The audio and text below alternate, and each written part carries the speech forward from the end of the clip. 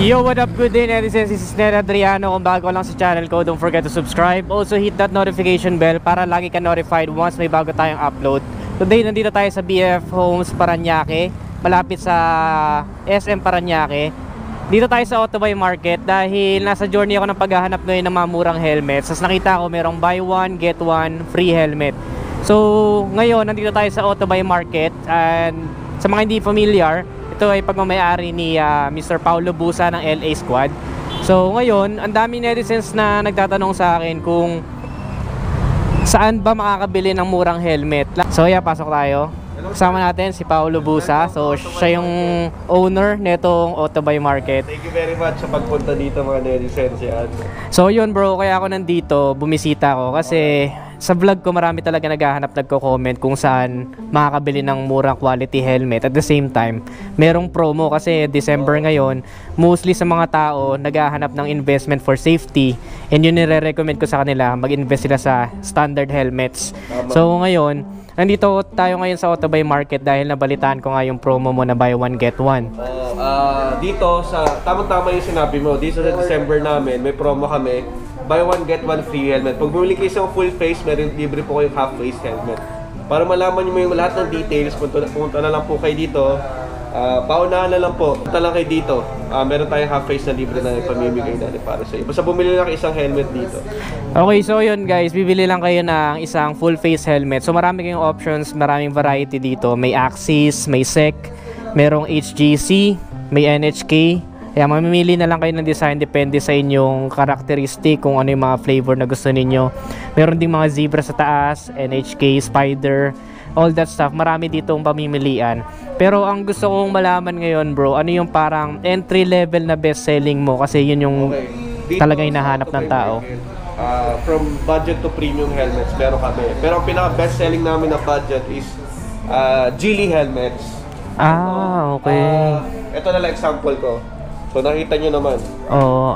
Anong pinaka niyan? Tawag dyan bro? GTS version 1. GTS version 1, okay. Ang maganda dito, netizens, ayan na.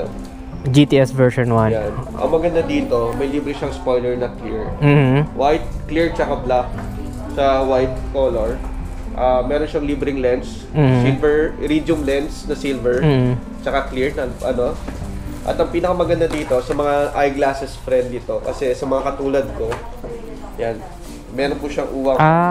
Okay. May slot siya for the eyeglasses. Okay. Sakto siya sa mga naka-eyeglasses. Kasi minsan, yung mga helmet hindi designed for eyeglasses. Sakto po dito. Ito, pasok siya. Okay?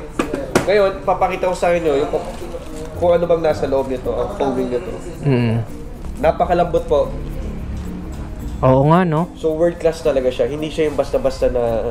Ito isipin mo, 3,500. 3,500. Okay. Helmet. Okay. Tapos, Tapos, experience ko to sa expressway, high speed. Ang bilis. Na hindi ko nararamdaman yung wind noise sa tenga. okay. So, for me, for big bikes, pwede rin siya. Kasi, for the lightweight of 1,400 grams, maganda siya, di ba? 1,450 to be exact. Ang maganda pang feature dito, may emergency quick release system. Okay. Which is hindi mo siya makikita sa mga budget-friendly na budget helmets. Okay. Makikita mo siya sa mga high-end helmets katulad ng mga Scorpion, mga HGC Alpha, yung mga ganun. Ito, in any case of accidents, this is easily removed. Okay. So meron iba't ibang colors din siya, no? Merong gray, may red, may pearl white, may blue, tapos may black pa, matte blue, matte black, matte gray. May matte black, may platina, may parang brownish na color. Okay. Okay. Parang matte eh. Actually, may dumating ako 2 days ago, 60 pieces. Ilang pieces na lang po kayo. Oo nga, no? Parang naubos agad. Ganun po siya ka-quality, itong Geely helmet. At kaya ako nasabi, hindi lang ako nagsasabi nun, nanalo po siya sa Q-Asia Award ng Best Durable Helmet in Asia to. So meaning, hindi lang siya putyo-putyo na sinabi ko na ano. Okay. Po kung bakit po quality helmets itong Geely helmets. Alright, pero ako nagustuhan ko din siya personally. Ang ganda ng design niya. Ang favorite ko sana itong red, kaso nawala na ng stock sila ng sizes. So gagawin natin, Kukuha tayo ng isa guys, ibibigyan ko ng full review para makita ninyo yung close-up experience dito sa Geely helmet and kung ano yung offer niya and yung mga specifications niya, kung swak ba talaga sa budget and also sulit ba tong bilhin for this season na marami talaga nag-i-invest sa helmets. So without further ado, punta tayo sa studio ni Pau. Doon natin ibigyan ng close-up review to. Tara, takpan mo bro, takpan mo. Alright, let's go, Netizens! So ayun, netizens, nandito na tayo ngayon sa taas. Nakita nyo naman kanina sa baba, dun sa shop na Autobuy Market, yung mga available na helmets. Natuwa ako kasi ngayon, ang dami talaga netizens na nagre-request sa akin na mag-feature ako ng mga entry-level na helmets na abot kaya. So hindi lang abot kaya na nakita natin ng helmet dito sa Autobuy Market, kung saan na-invite tayo ni Paolo Busa, na siya owner ng Autobuy Market. Natuwa ako dahil buy one get one yung kanilang helmet na ino-offer. So kung ikaw may jowa ka o may asawa ka, makakatipid ka dahil kapag bumili ka ng helmet, hindi lang siya basta luho, di ba? Meron ding libreng helmet para sa asawa mo.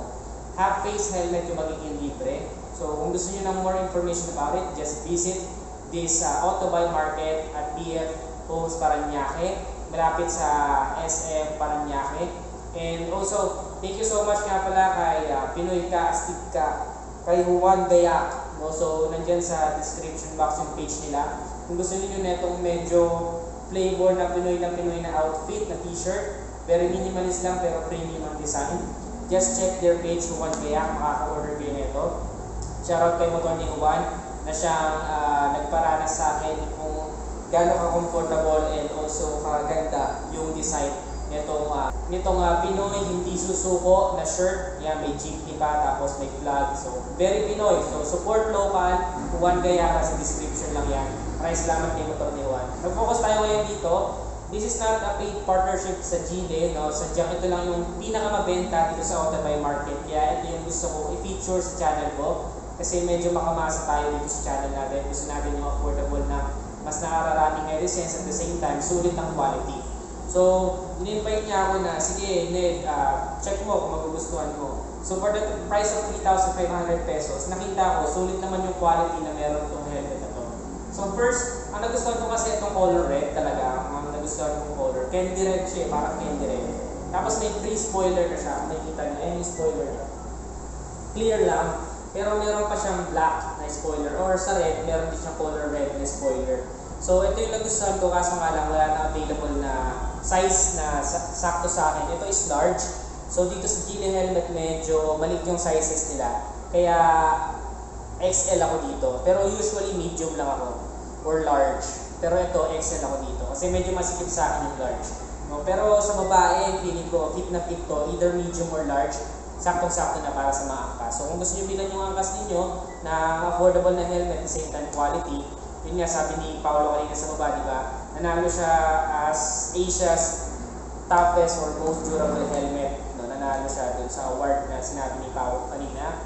Kaya design-wise, ano siya, Italian design pero Filipino brand. So meaning to say, mas mura siya pero yung design niya, world class kumbaga, yung design niya. So yun yung nagustuhan ko dito sa Geely helmet. At isa ko pa nagustuhan na color is itong pearl white. Ayan, pearl white siya guys. Makikita ninyo sa malapitan, pag nakita ninyo yung kanyang paint job, napakaganda, parang may mga glitter effect. Talagang pearl siya. Hindi siya pure white eh, parang may pagka-pinkish white siya na something na cream, parang gano'n. Tapos ang ganda ng paint job niya guys. Parang premium na premium yung looks niya sa akin, no? And ito ay GTS version 1, yun yung kanyang ano. Sa mga magtatanong sa Geely helmet, wala din siyang ICC sticker, pero meron siyang PS marking. So pag sabing PS marking, ito yung mga mark na pumasa talaga yung manufacturer nila, yung factory nila, pumasa talaga sa mas mahigpit na pagsusuri. Kasi yung sa ICC kasi, once na-ship na yung product, doon pa lang siya susuriin. Ito yung mismong pinagagawa yung manufacturing talaga nila yung sinuri at nakapasa. So kung makikita ninyo, hindi na siya sticker, built-in na siya, parang naka-print na siya, naka-emboss na dyan yung mark, hindi siya mabubura, hindi siya mapepeke. So, likewise, sa quality, maaasahan na talaga siya kasi pasado siya as a standard helmet. So, ngayon, i-unbox natin yung helmet na napili ko or iuwi ko ngayon. So, ayan, dyan lang yung dalawa. Ewan ko kung kita nyo ako, baka ibaba natin pag isa para mas tignan nyo.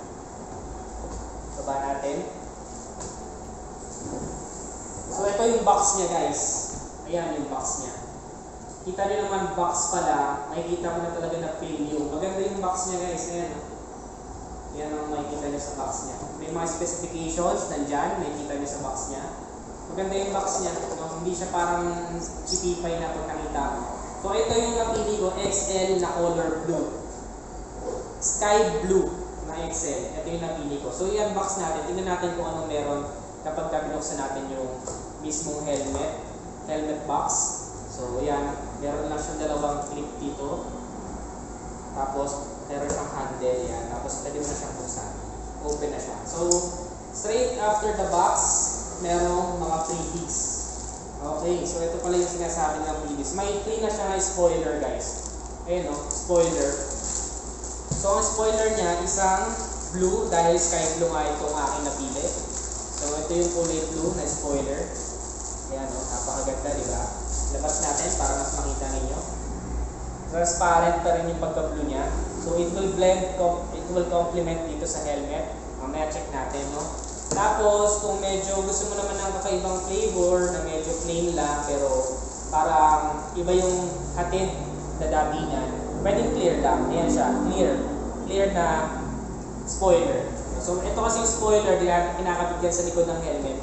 Pandagdag forma talaga. And also, sabi ng iba is parang dagdag siya sa aerodynamics. Pero mostly, ang alam ko ito is more on aesthetics than purpose. Correct me if I'm wrong, baka meron sa inyo mga experts sa helmet. So if you know the real purpose of spoilers, just comment down below. Okay? Tapos, ano pa ba? Meron pa laman na isa. May free din siya na visor guys. So may free na visor na siya. May nakakabit na sa helmet na clear visor. Tapos, meron pa siyang free na visor dito. Let's take a look.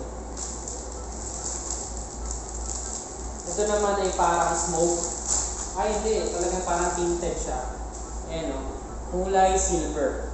Anti-UV na yung inner niya dito, anti-UV na. So kung medyo hindi masusunog yung mukha mo sa sun exposure. Tapos yung labas naman niya is anti-scratch. So hindi ka na mangangamba na baka magasgasan yung helmet mo basta-basta. Hindi siya basta yung visor, hindi siya basta-basta nagagasgasan kasi anti-scratch na siya. So let's take a look on the main course of this one. Ito na yung helmet. Baba na natin yung box, hindi na siya kailangan. So ito na yung helmet. Ito yung pinaka helmet bag na kasama doon sa loob ng Geely helmet. So color white lang siya, regular na helmet bag lang. Hindi naman siya something that's extravagant or nakakagulat. Ano naman siya, on the regular side, yung free na helmet bag. So ayan, hindi ganito lang siya. Pwede mo nang tuwagan.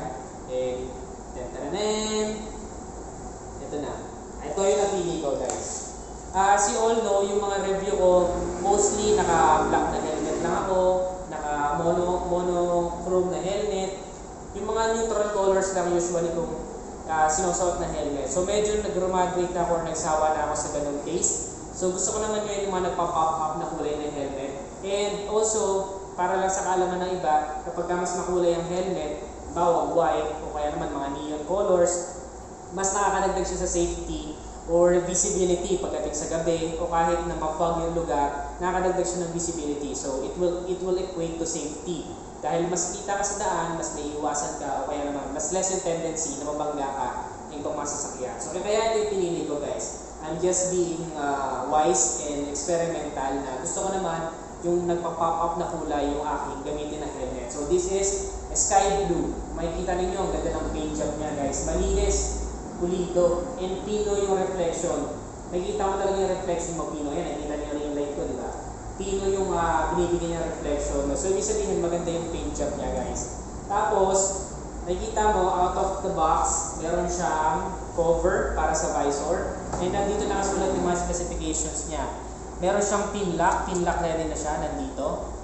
Papakita ko sa inyo yung mamaya. Size XL to. So, tanggalin na natin para makita ninyo yung pinaka-visor niya. Ito ang pinaka-favorite part ko guys, ang pagtatanggal ng sticker cover.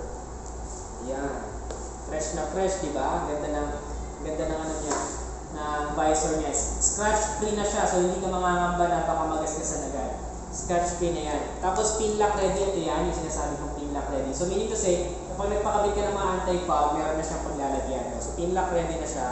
Tapos, ang iba pa niyang feature sa loob is Bluetooth system. So ibig sabihin, dito sa loob niya guys, meron na naka-abang, may abang na para lagyan nyo ng mga Bluetooth system ninyo. Like mga Sena, all that stuff para maka-communicate kayo sa other riders o kaya naman sa filial ride ninyo. Meron na siyang abang dito sa loob. Makakapanin nyo. Ayun, nakakapako dito sa loob. Meron na siyang abang. May allotted slot na siya. May allotted slot na siya para sa paglalagay ng mga communication, Bluetooth communication na mga gadgets or equipment. Meron din siyang easy fit para sa mga para naman sa mga nakasalamin guys. Meron siyang easy fit. So pag sinabing easy fit dito yan guys. So meron siyang allotted. Ayun, nakalagay glass. So pwede mo na isuksok dyan yung glass mo. Meron siya, makikita mo meron siya ditong slot. Na kasi kadalasan sa mga nakasalamin, di ba pag nagsusuot tayo ng helmet tapos susuot mo yung salamin, ang sakit sa ganito, sa sentido. So usually kapag long drive, nakakadagdag ng stress yan kasi hindi mag-flow ng maayos yung blood mo dito. So nagkukos siya ng headache and also exhaustion. So mas maganda na mayroong mga ganito ng helmet nowadays na meron ng easy fit para sa mga nakasalamin. Mas nakakadagdag siya ng convenience and comfort pagdating sa long drives kahit na nakasalamin ka o malabo mata mo. Kaya naman gusto mo lang mag-shades, pwede na. Speaking of shades, hindi mo na kailangan mag-shades dahil dual visor na ang isang to. Ito, i-click mo lang siya dito, may toggle switch siyang ganyan. Pagka binaba mo yan, ayun, nakikita mo na yung dual visor niya. So, tatoggle mo lang siyang ganyan, ayan. Nakikita mo na yung dual visor niya, yung pangalawang visor sa loob. Tapos, check natin ngayon. Ako usually hindi ko na pinapalitan ng ganito yung parang mga smoke lens or tinted lens yung aking main lens kasi kapag kagabi guys, ginagawa ko, nakasara ito. Nakasara lang siya pag kagabi. Ngayon, pagka umaga naman, kahit buksan mo to or nakasara yan, okay lang. Tapos, ito na lang yung pinaka sun protection mo para hindi ka gaano masilaw sa araw. So, check natin. Tanggalin natin. Twin shield system yung tawag ni Geely dito. Twin shield system, Geely. Geely ice cream. Ice cream. Yung kanta ni Balong. Geely ice cream.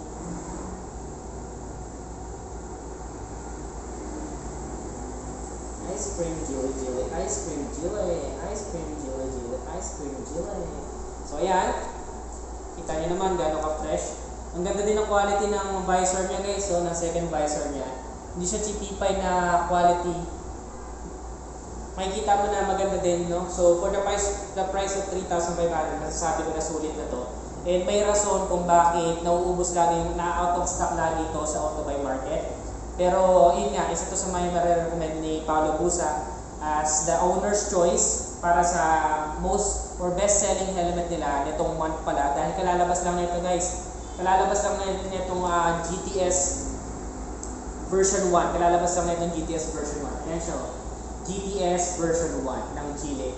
And magaan siya, guys. Hindi siya sobrang gaan. Of course, meron talagang tayong mga top-end helmets. This is just an entry level. For an entry level helmet, magaan siya. Masasabi ko na magaan siya. And to be exact, it is 1,450 grams. Ganun siya kagaan. 1,450 grams. Magaan siya. So, masasabi ko na ang binabayaran kasi natin sa helmet guys, dapat magaan at the same time walang wind noise. So, kapag mabigat kasi ang helmet, nagkukos siya ng stiff neck when it comes to long ride, nakakadagdag din siya ng pagod, nakakadagdag din siya ng stress. So, kung mas magaan ang helmet, less stress. Yung parang feeling mo wala kang suot-suot, mas okay yun sa helmet compared sa mabibigat na helmet. Ako lagi ko natatry yan noon, mabibigat na helmet yung aking gamit. Medyo mas mabigat kasi yung modular guys. Ito kasi full face na siya, hindi siya naiaangat. Mas mabigat kasi yung modular. Though yun ang favorite ng marami kasi mas convenient. Pero as on my personal experience when it comes to entry level na mga helmets, mas mabigat si modular. And nagkakos siya sa akin ng stiff neck and neck pain during long rides. Kapag mahaba biyahe, 1 hour, 2 hours na ride, mararamdaman mo na agad eh. Diba? Eh lalo pa kung mas mahaba doon ang binabiyahe mo. And si Paolo Busa, naka-sports bike siya, naka-big bike siya. So pwede ito sa expressway legal. And nakitry na niya na din to. And according to him, ang kanyang feedback is wala siyang wind noise. So yun ang itatry natin. something that I will update you guys. I will try it personally, maybe a 1 week or 2 weeks from now. I will give you an update kung kamusta ba talaga itong helmet na to. Meron bang mga paint job na hindi maayos, o natutuklap, or madaling gasgasin ba, all that stuff, kung may wind noise ba, tapos kung mabigat pa siya, nakakangalay. Pero so far, sa tansya ko pa lang, sa dami ko na nahawakan ng helmet, isa to sa pinakamagaan sa entry level na nahawakan ko. No, tapos yung foam niya, napakaganda din guys ng quality ng foam niya. Ayan, no? Napakalambot, napaka-comfortable. Kapag pipili kayo ng helmet guys, make sure ninyo na itong foam medyo dikit sa mukha ninyo. No? Ito is, ang pinili ko dito, XL, kasi yung large, dikit na sa mukha ko, masakit pa dito. So kasi yung ulo ko, yung shape niya dito mas malaki. May iba naman na bilog, may iba naman na dito mas malaki, sa panga, dito naman mas maliit. Iba-iba kasi yan ng face shape. So kung kayo, mamimili kayo ng helmet, make sure na wala kayo nararamdamang any distraction na parang noticeable na nakaka-bother ng mga bagay kagaya ba, kung masikip dito. Make sure nyo na tama yung size ng helmet niyo para maging comfortable kayo kapag ginamit niyo ito. Isa pa sa mga nakita ko specs niya guys, ayan, dito pala meron siyang Geely na na color, no, parang lang, green, white, red. Yan yung Geely color na parang logo niya. Tapos meron siya dito emergency na pwede mo dito natanggalin guys. Kapag na-aksidente tayo, usually itong mga ganitong feature nakikita ko lang sa mga high-end na helmets, like 10,000 ang price pataas. I don't know if meron na mga entry level na nagko-corporate nito, pero this is the first time I saw something na merong ganitong feature. Kapag na-aksidente ka, minsan kasi nagko-cause ng further damage kapag pinilit tanggalin yung helmet mo sa ulo mo. Kung may tama yung leg mo at namali yung pagtanggal ng helmet sa ulo mo, magkakos pa siya ng mas malalang fracture or kung ano mang damage, no? Kaya ito mo na lang siya hihilain kapag emergency. Tatanggalin mo na lang siya dito. And matatanggal na siya. Removable na itong foam niya. So, mas safe siya kapag na-aksidente ka. Huwag naman sana, pero just in case na-aksidente ka, mas safe ang isang to dahil dito sa emergency niya na hihilain mo na lang. Ito pa yung kanya freebie sa loob, makikita nyo, meron siyang freebie na keychain na nakasulat Geely helmet. So pwede nyo itong ilagay sa mga susi ninyo. And at the same time, quick release na siya guys. Ito ganito na kasi labanan sa mga helmet yun, quick release na. For daily drive ayan quick release na siya. Ayan yung ano niya. Tapos, susuksok mo lang dito, makakarinig ka ng clicking sound. Yun. Kung narinig niyo yun, ayun yun.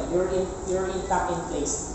O, hindi na siya basta-basta, hindi na siya mahuhugot. No? Intact na siya in place. Tapos tinawag siya quick release kasi hihilahin mo lang to, magluluwag na yung helmet mo. Ayan. Hindi ko man lang siya hinila, di ba? Hindi ko hinila to, ito lang ang niluwagan ko. Quick release na siya. So, yun yung isa sa magagandang factor na quick release. So, for the price of 3,500, nasasabi kong bang for the buck na siya dahil sa mga specs and features na hinahatid nitong helmet na to. At the same time, magaan, affordable, meron pang buy one get one free dito sa Autobuy Market na promo. So, kung ako sa inyo guys, ngayon na makukuha ninyo yung 13th month pay ninyo, isa sa best investment is yung safety natin. Hindi mababayaran. Yung motor natin, madali lang yung palitan Madali lang yan palitan yung mga parts na nasira once na ma-aksidente tayo. Pero yung sarili natin, mahirap na. Kapag na-aksidente tayo, nawala tayo, marami pa nagmamahal sa atin na pwedeng nag-aabang sa atin, di ba? Maaari, ikaw pa breadwinner ng pamilya nyo, ikaw pa yung kumikita para sa pamilya ninyo. So, make sure na mag-invest kayo dito sa mga quality na helmet. Papakita ko sa inyo, kakakabit ko yung spoiler, mas gusto ko kasi to. Easy lang siya ikabit, guys. Wala nang screw, wala ka nang bubutasin. Kakabit mo lang siya straight from the box. Make sure lang na shoot mo lang siya sa mga butas. Ayan, shoot mo lang siya. May butas dito, shoot mo. May butas din dito sa kabila, i-shoot mo lang din. Ayan, tapos kapag na-shoot mo na yung dalawa, higpitan mo. Magkiklik yan, may clicking sound. Okay na yon, kabila. Okay na yon. Tapos ito naman taas, make sure na nakadikit siya doon para mag-lock siya into place. Okay. Yun, narinig nyo? Once na narinig niyo yung clicking sound, lock into place na siya, wala ka nang bubutasin na screw. Kadalasan kasi sa mga helmet nowadays is may kailangan pang butasin para makikabit yung spoiler. Yung iba na may problema pa, nilalagyan pa ng mga sina. So ayaw naman natin na masira yung ating helmet or pumakit. Kaya nga tayo naglalagay ng spoiler para mas maporme. Tapos pag naglagay ka ng mga sila o may butas-butas tapos hindi ka pa gamit marunong, pwedeng mag-cause yun na damage agad sa helmet mo kabago-bago. So ito, ready na siya, meron na siyang mga abang na ilalagay mo na lang to, and then pwede mo na siyang gamitin ng may spoiler. So mas gusto ko to, nagko-complement siya, blue din yung spoiler na kinabit ko, nagko-complement siya sa helmet, so mas type ko yun. Red ang gusto ko, ito yung red, para makita rin nyo. Red talaga yung first choice ko kasi gusto ko tong candy red, parang head turner siya para sa akin. Spoiler niya clear, ganyan ang itsura pag clear ang spoiler. Gusto ko rin yung white. Ito yung white, guys. May tao sa inyo. Ito naman yung puti. Ang ganda din ng pearl white. Nakita ninyo na yung yung paint job niya may parang kumikintab-kintab. So, kayo ano gusto nyo kulay, just comment down below. And kapag umabot ng 500 likes ang video na to, I will conduct a giveaway for December, or hindi man naabot, pwedeng ngayong bagong taon, ngayong December 31, sa New Year as a celebration of our success sa taong ito, sa mga suportan nyo na sense, deserve nyo na magkaroon ng helmet. So, kapag nakaabot ako ng 500 likes sa video na ito, o sa mga susunod ka pang videos, is mamimigay tayo ng helmet. So, mamili kayo kung anong kulay ng helmet na gusto nyo ipag-giveaway natin. Testing ko lang kung aabot ng 500 likes, kapag umabot, mamimigay tayo. And kapag hindi, better luck next time. Sa ibang videos na lang, bawi kayo. So yun guys, para sa mga nakapanood ng vlog ko, mag-iwan ako ng sticker ko dito sa Autobuy Market. So just in case may mga netizens na maligaw dito, hingi lang kayo ng stickers ko, mag-iwan ako dito. So limited lang yung ibibigay ko, siguro mga 10 pieces or 20 pieces na bibili nung helmets nila dito. And kapag kayo yun, hingi lang kayo ng stickers ko. No? So good luck and see you soon. Bye-bye. So for this one, I hope nagustuhan ninyo. Ano masasabi ninyo? Sulit ba ang CB helmet para sa inyo? Ano yung mga iba pang helmet na gusto nyo i-review ko? Just comment down below. Ano pa ibang motor na gusto nyo i-review ko? Mag-comment lang din kayo sa baba. And ano yung ibang content na may sasuggest ninyo? Just comment down below. Kung nagustuhan mo, don't forget to give this video a thumbs up. Check nyo yung Autobuy Market na Facebook page kung gusto nyo ng more details about these helmets. And always keep it cool and ride safe always. Bye now.